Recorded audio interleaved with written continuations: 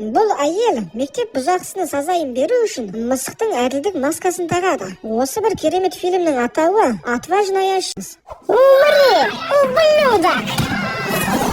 Оқиға оңтүстік Кореяның жоғарғы сынып мектебінде орын алды. Бұл мектепте Хан Су Ган есімді бұзақы оқиды. Ол жанындағы достарымен бірге үнемі басқа оқушыларға тиісіп, олардың мазасын алады. Барлығы бұл жігіттен қорқады, және оны ешкім де тоқтата алмайды. Тіпті бұл жағдайларды мұғалімдер көрсе де, көрмегендей өтіп кетеді. Көп ұзамай бұл мектепке жаңадан мұғалім келеді. Оның есімі Со Шинин. Ол өте жас, әрі тартымды. Оның сүйкімді әрі қылықтылығы сонша, мұғалімдердің барлығы оны жақсы көреді. Сонымен қатар Шинин мектеп директорына қатты ұнайды. Алайда көп ұзамай алғашқы мәселелер туындады. Шинин өзінен бұрын келіп сабақ берген мұғалімнің өз-өзіне қол жұмсағанын естіді, және содан қатты қорықты.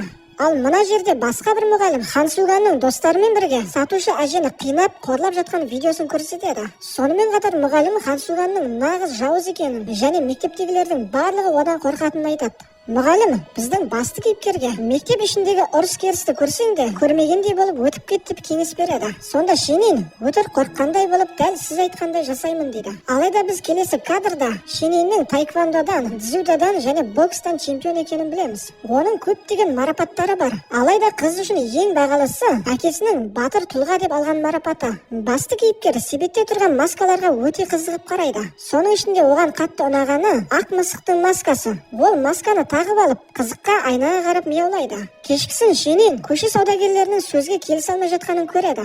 Жас сатушы әйел кәрі сатушы әйелді қуып жібереді. Бұны көріп тұрған Шинин әжені қолдау үшін оның барлық тауарларын сатып алады. Келесі күні ол өте тамаша көңіл күймен бірнеше сабақ өткізеді. Шининнің мінезі сондай татты, көңілді әрі сұлу болғандықтан оқушылардың барлығы оған дереу бауыр басып қалды. Сабақтан кейін Шинин Джон Хён есімді оқушысын байқап қалды, және ол Хан Су Ганның әлгі жігіттің басына қоқыс пакетін кигізіп жатқанын көреді. Алайда мұғалім әріптесінің берген кеңесін есіне алып, бір шетке тығылды.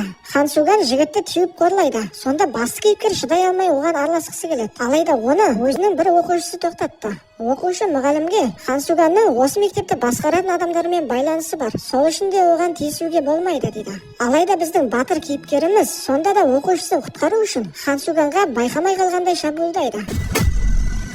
Хан Су Ган мен Шинин екеуі жерге құлады. Сонда апайымыз жігітке менің аяғымнан шалдың және денем қатты ауырып тұр деп түргелтіреді. Ал бұзақы оқушы Шининге қатты ашуланып, оның сазайын бергісі келіп тұр. Осы уақытта оқушылардың бірі Су Ганды жеңу үшін төбелесуді үйренуде. Оның жаттықтырушысы осыған дейін өте тәжірибелі, дарынды, жалғыз ғана шәкірті болғанын айтады. Соған қарағанда айтып отырған шәкірті Шинин секілді. Келесі күні басты кейіпкер Джон Хёнмен сөйлеседі, және жігіттен ешбір ата-анадан, ешбір мұғалімде Су Ганға қарсы келе алмайтынын білді. Жігіт мұғалімнен көмек сұрайды, өйткені оның өмірі әрдайым таяқ жеудің астында өткендіктен үлкен қауіпте. Бұған Шинин не деп жауап берерін де білмейді. Су Ганның ата-анасы мұғалімдерге арнап үлкен торт жібереді. Алғашында Шинин жеуден бас тартты. Алайда торт тәбеті жарлықтай болғандықтан ол өз-өзін ұстай алмады. Келесі күні Шинин Су Ганды тауып, оған басқа оқушыларды қорлауынды қойшы дейді. Ал бұзақы жауап ретінде жұдырығын көрсетті. Сонда мұғалім бұл жігітпен сөйлесудің ешқандай да пайда келмейтінін білді. Мектепке Су Ганның анасы өзінің адвокатымен бірге келді. Ол өте зұлым және ашулы әйел екен. Ол мұғалімдерді де, директорды де ұрудан тайса алмайды. Сөйтсе Джин Хён Хан Су Ганның үстінен жасырын түрде полицияға арыз тастаған екен. Сонда Шинин кінәлі болмаса да тізерлеп отырып, кешірім сұрап, бұл істі мен жасадым деп мойнына алады. Сонда Хан Су Ганның анасы Шининді жұмыстан қуыңдар деп бұйырады. Алайда бұзақы Хан Су Ганның өзі директорге бұлай жасама, оның жазасын өзім беремін дейді. Шинин өзінің полиция досымен сөйлеседі. Алайда досы Су Ганға қарсы біздің айғақтарымыз жоқ дейді. Сол үшін де ештеңе жасай алмайды. Дүкенде отырған Шининді Су Ган достарымен бірге жүріп жолықтырады. Олар қызды мазақ қылады. Тіпті Су Ган Шининді алдына отырғызып, сен мен айтқан нәрсенің барлығын жасауың керек, әйтпесе жұмысыңды жоғалтасың дейді. Ол аздай достары осы тірлікті телефонға түсіріп алады. Енді көшеде көңілсіз келе жатқан Шининге бір жігіт тап береді. Және осындай қорлық сөздерді көтере алмаған Шинин аяқпен бір теуіп әлгі жігітті ұйықтатты. Шамасы мұғалім жақсы адамның рөлін сомдап шаршаған секілді. Осы уақытта Суган өзінің достарымен бірге баскетбол ойнап жатқан еді. Және кенеттен қарсы командамен төбелесіп кетті. Суган қарсы команданың барлығын қырып жатқанда, ашулы Шинин бұларды сыртынан бақылап тұрды.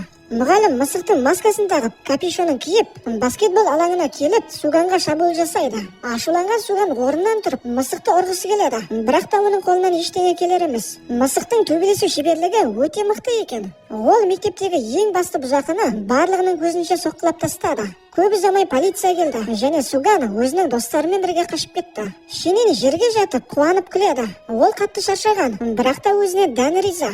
Келесі күні басты кейіпкеріміз мектепке өте көңілді күйде келді. Мектептегілердің барлығы кеше ғана Хансуганды біреу ұрып тастады деп әңгімелеуде.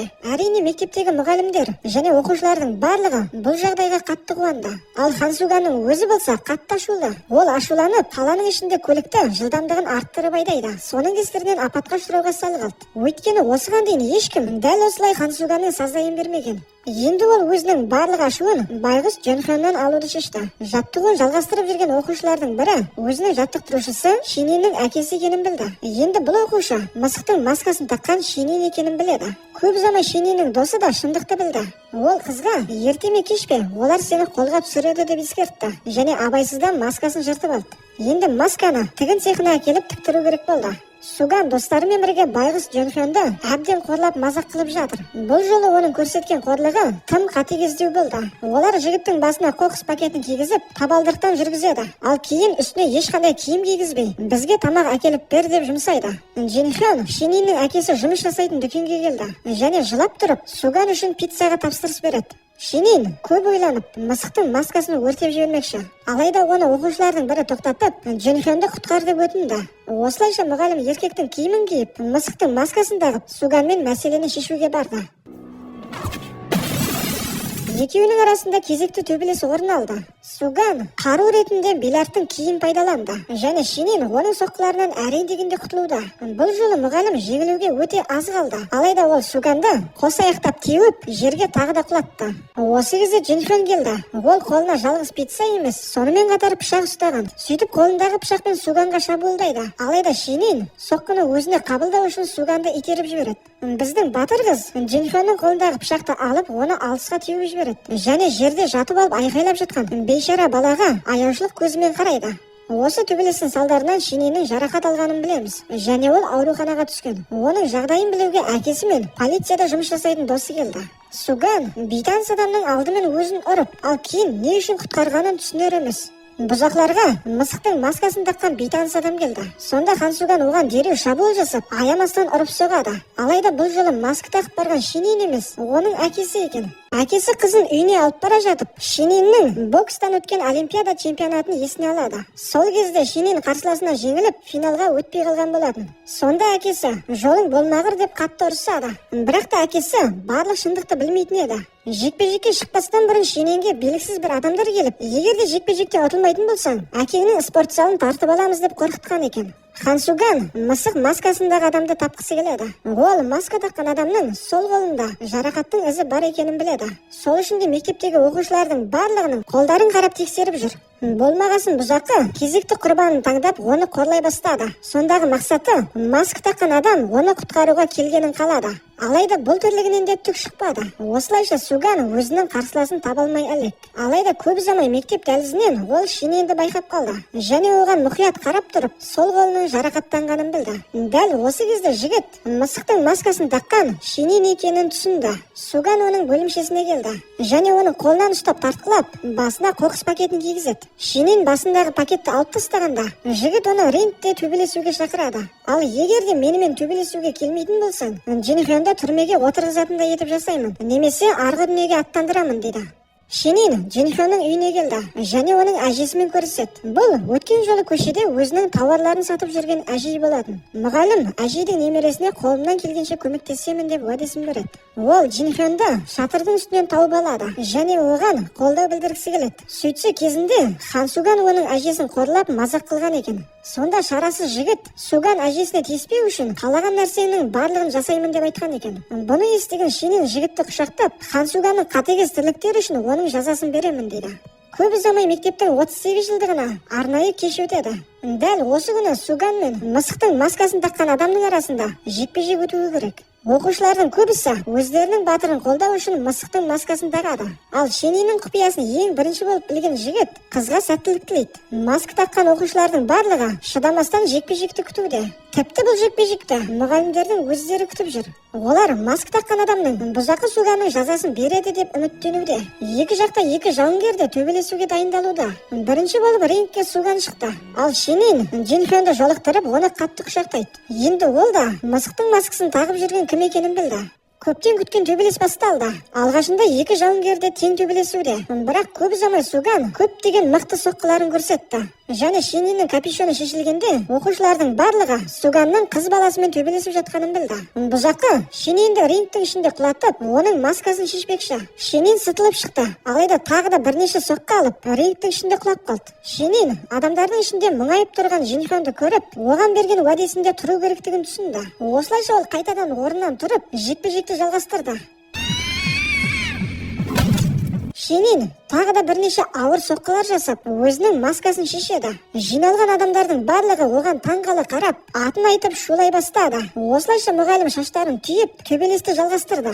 Және маскасын шешкендіктен бұрынғысынан да әлдеқайда жақсы төбелесті. Енді Суганның жекпе-жекті жеңуге ешқандай мүмкіндігі жоқ. Осы кезде мектеп директоры төбелесті тоқтатқысы келді. Алайда Суган қарсы болып, екеуміздің біреуіміз өлгенше төбелесеміз дейді. Көп ұзамай екеуі де рингтің ішінде құлады. Бірақ сонда да орындарынан тұрып төбелесті жалғастырды.